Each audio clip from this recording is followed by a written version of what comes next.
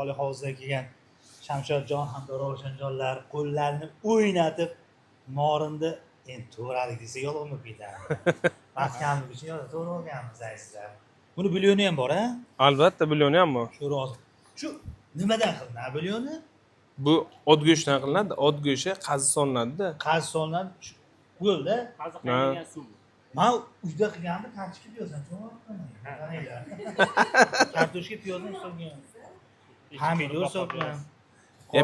Pomidor qoq solinadi. Aha. Biz piyoz ham solinadi bulyoniga. Lekin buni issiq kunda yeb bo'lmaydi. Kechki payt yeyish kerak baribir. Endi kechki payt yaxshiroq, kunduz kuni yesak damlaydi oshib ketadi degan.